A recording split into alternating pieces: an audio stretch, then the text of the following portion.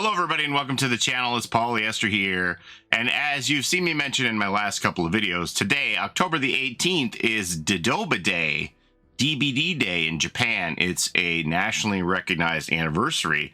And we've had celebrations over the last couple of days with those charm codes that I gave you and the code for the 300,000 blood points, etc., etc. So today, the Dead by Daylight devs were going to sit down with this group called Blood Party Friday and do an interview, and my speculation was that there would be some kind of an announcement because Matthew said that there would be, so I want to check it out and see what's up. Some people sent me some information about some rumors, but I want to hear it like out of the horse's mouth, so to speak.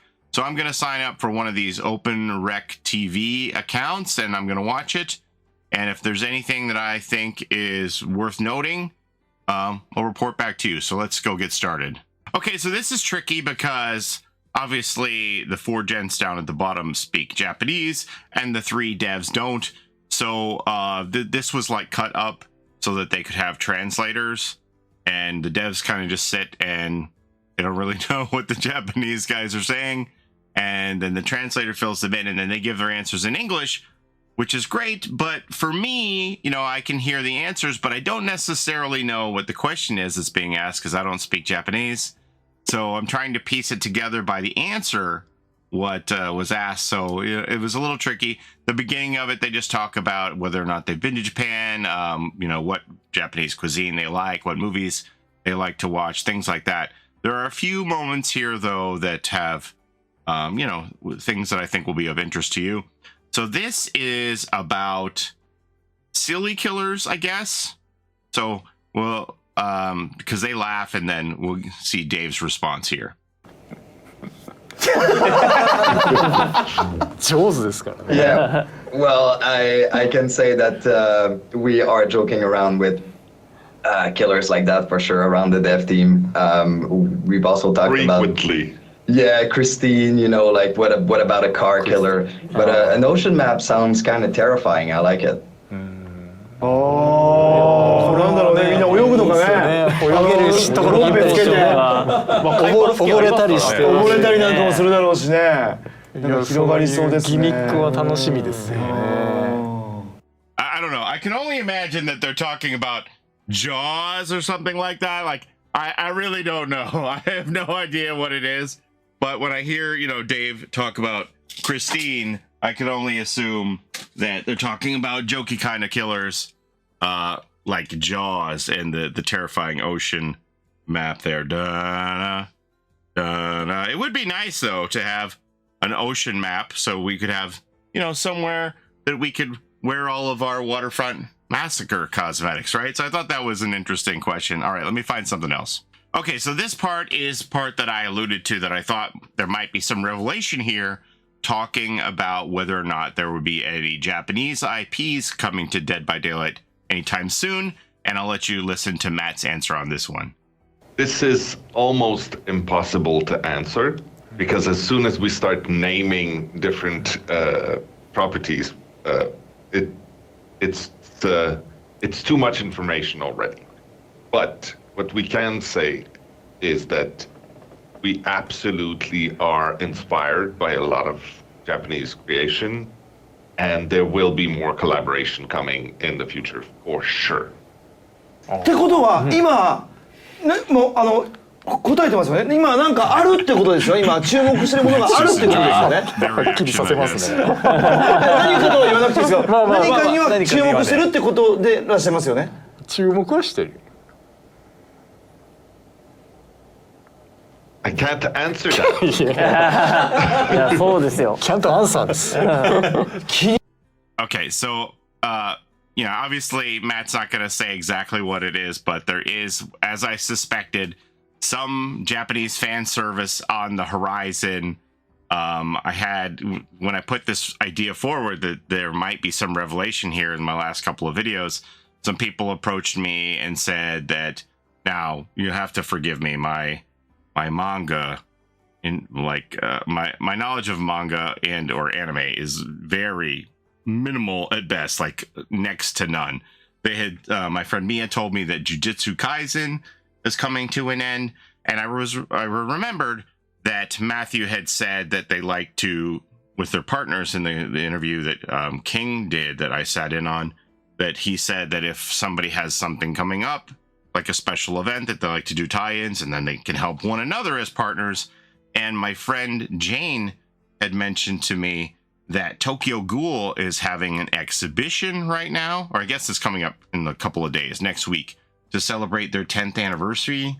I don't know what this is. It's like a thing that runs from October 21st to December 1st, some kind of Tokyo Ghoul exposition to celebrate their 10th anniversary, it says here.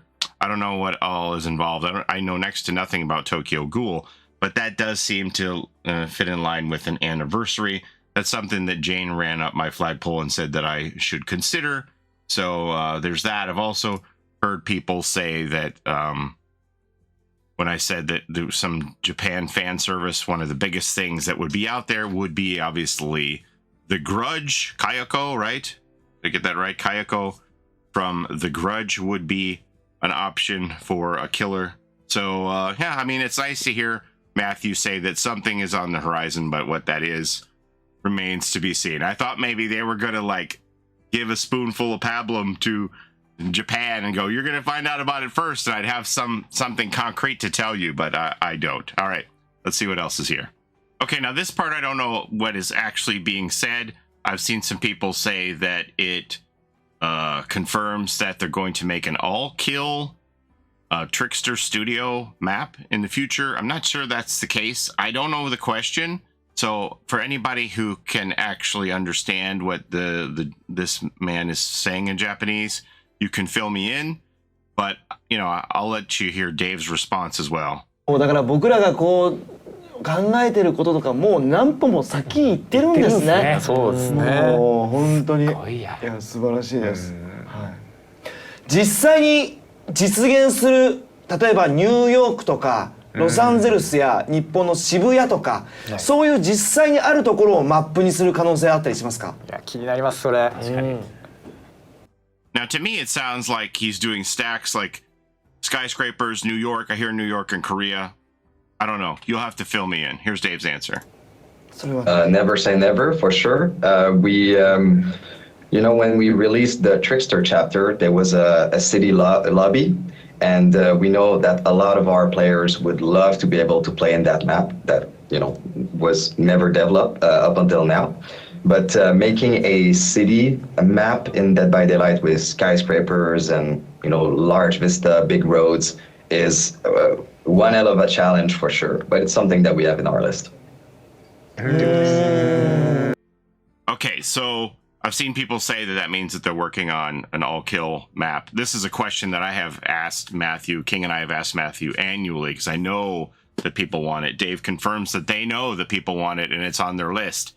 Just because it's on their list, you know, it could be a things that are nice bucket, not a things that we're doing bucket. I don't know that it necessarily confirms they are doing it, but yeah, it's no secret that we want it. They know we want it. Will it happen?